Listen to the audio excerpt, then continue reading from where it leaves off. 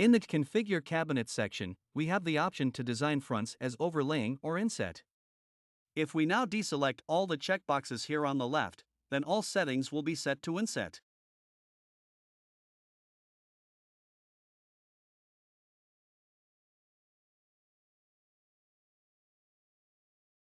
We can see the result by clicking OK, and we can see that now all fronts are inset, which means all cabinet components are visible.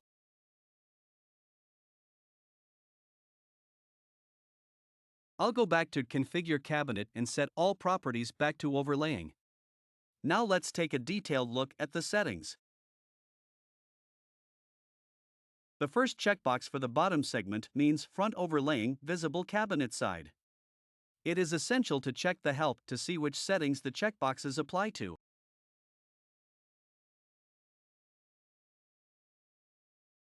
So here, the cabinet sides are visible, which means only for the bottom segment are the cabinet sides visible. These settings are valid.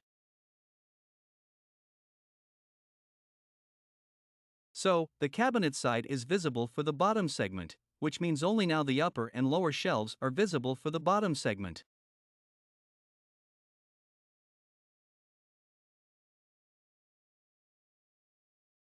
I can now make the same settings for other segments, but usually, it makes sense to have these settings the same for all segments.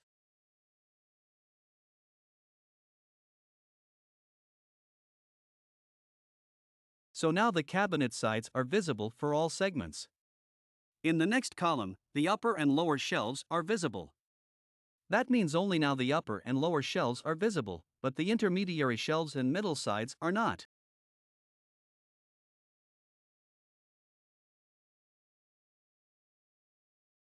I achieved this with separate settings. So, if I now move to the next column, it says here middle sides visible.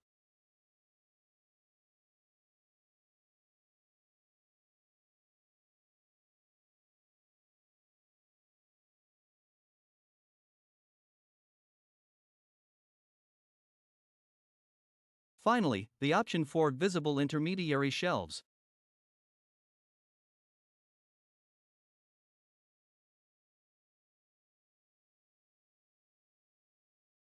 The setting for the gaps naturally applies to inset gaps as well, so if I set a gap of 2 mm here, the gap will be drawn on the inside of the cabinet components.